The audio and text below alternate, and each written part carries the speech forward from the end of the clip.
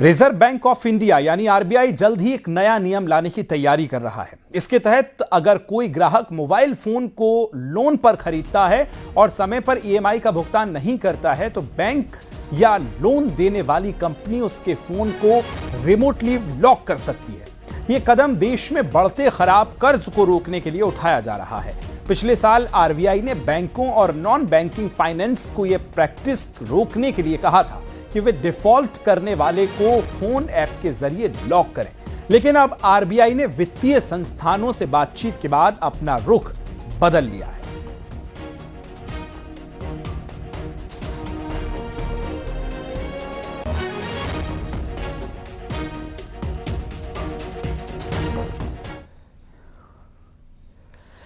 इधर इटावा में वन माफियाओं के कातिलाना हमले में डिप्टी वन रेंजर गंभीर रूप से घायल हुआ। वन विभाग की टीम के साथ डिप्टी वन रेंजर जंगल में लौट रहे थे। इसी दौरान वन माफिया पेड़ काट रहे थे और मना करने पर माफियाओं ने उन पर कातिलाना हमला कर दिया, जिसके बाद अस्पताल में उन्हें भर्ती किया गया है।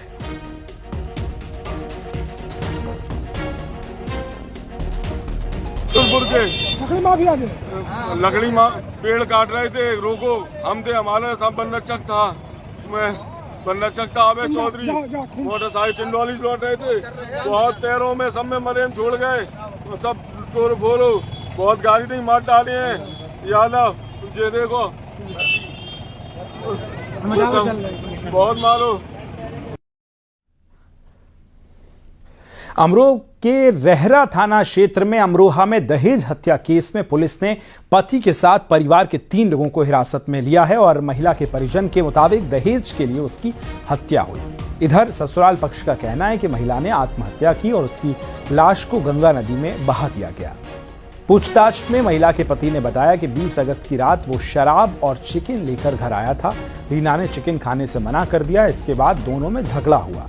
पति का दावा है कि रात में रीना जो है वो फांसी लगाकर उसने आत्महत्या कर ली है। इसके बाद परिवार के सदस्यों के साथ मिलकर महिला के शव को चादर में बांधा और उसने मिट्टी भरकर गंगा में फेंक दिया। इस मामले में अब महिला के ससुर सुरेश और सास कुंता अभी फरार चल रही है।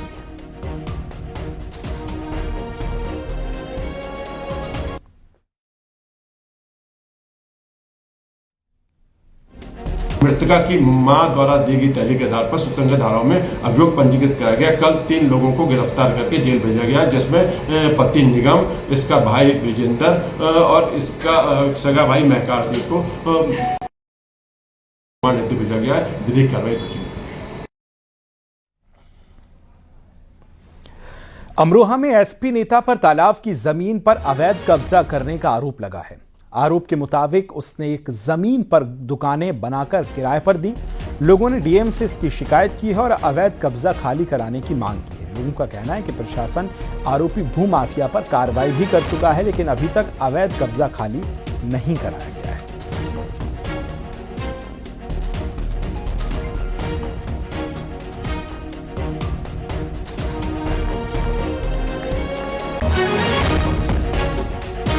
मेरा नाम कमर जावेद है और मैंने एक शिकायत पत्र दिया है डीएम साहब को। जो ढवारसी में तालाब है 6 बीघे का रकबा है, उसे पानी को लेके काफ़ी समस्या हो रही है और उसके बाद में मैंने उससे पहले भी कई बार शिकायत कर चुका हूँ और अब और शिकायत करी है।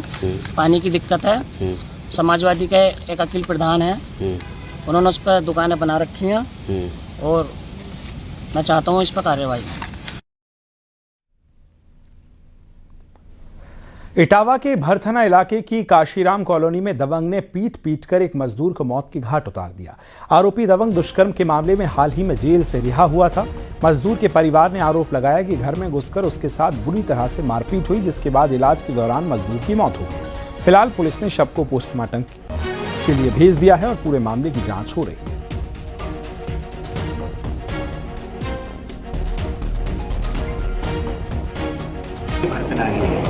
एक पेशेंट आया था जिसको परीक्षण के बाद मृत घोषित कर दिया गया और पीआई नजदीक के थाने भेज दी गई। पेशेंट का नाम था गौरव, उम्र लगभग 19 साल। संभल पुलिस ने एक महिला ब्लैकमेलर को गिरफ्तार किया है। महिला पर गैंगरेप का आरोप लगाकर 5 लाख वसूली को लेकर सौदेबाजी करने का आरोप है। महिला पर ऐसे ही एक मामले में 1 लाख की वसूली का आरोप पहले भी है। महिला पर आरोप, महिला फर्जी प्रेम प्रसंग में एक युवक के साथ करीब 2 महीने रही, फिर लड़के को ब्लैकमेल करने लगी और महिला पहले भी एक शख्स के साथ इस तरह से 1 लाख रुपए वसूल चुकी है। महिला और उसके पति ने गंभीर आरोप लगाया था और गन्नौर थाना इलाके में उसके साथ गैंगरेप हुआ है। वहीं पुलिस ने जांच कर आरोपी को फर्जी बता दिया। रेप की धमकी देकर वसूली को लेकर सौदेबाजी के केस में महिला को गिरफ्तार कर लिया है।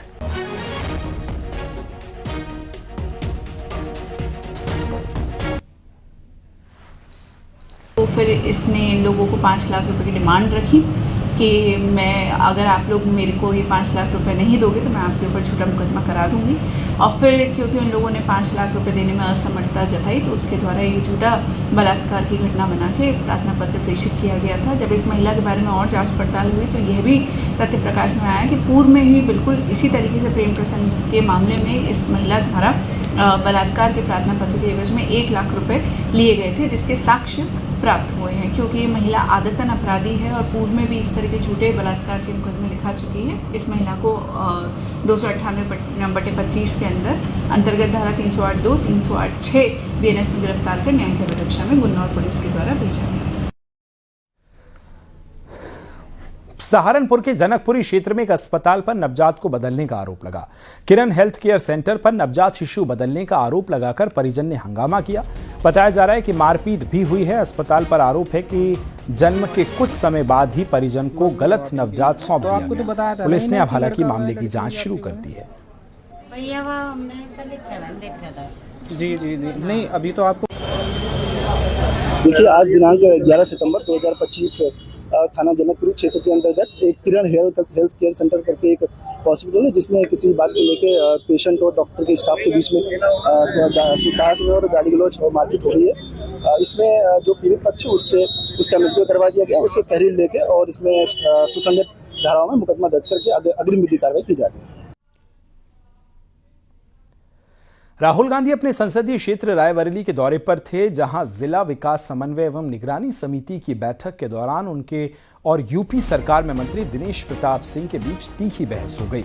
वीडियो में दोनों नेता एक दूसरे को बातों का जवाब दे रहे हैं। वीडियो में देखा जा सकता है कि राहुल गांधी ने कहा कि वह दिशा बैठक के अध्यक्ष हैं और इसलिए उनसे पूछकर ही चर्चा होनी चाहिए और आप मीटिंग की प्रोसेस को इम्पैक्ट नहीं कर सकते हैं। जिस पर मंत्री दिनेश प्रताप सिंह ने पलटवार करते हुए कहा कि यहाँ कहीं नहीं लिखा हुआ है, मैं पेपर लेकर बैठा हूँ, कोई पढ़ा दे मुझे।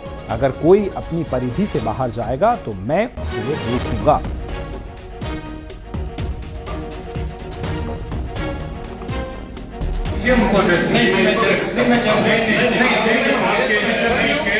ऐसा थोड़ी ना, it has to go to the chair. यहाँ पे नहीं लिखा हुआ है, नहीं लिखा है, बता दो मुझे, मैं पढ़ा दो ना, मैं लेके बैठा हूँ, पढ़ा दो। आप मीटिंग की प्रोसेस को इंटरप्ट नहीं कर सकते। नहीं, मैं आप नहीं कर सकते, नहीं कर सकते। अरे मैं परिधि के बाहर कोई जाएगा, तो आपको कहना है कि I would like to speak, I would like to speak ना। यस, अगर गलत प्रोसीडिंग होगी तो मैं गलत प्रोसीडिंग होगी तो मैं आपके कहने से नहीं मान लूंगा। अगर प्रोसीडिंग गलत दिशा में जाएगी, मैं कह रहा हूँ कि अगर ये परिधि में है, दिशा की बंद है, तो करो ना। आप सुनिए, टच कीजिए, उनको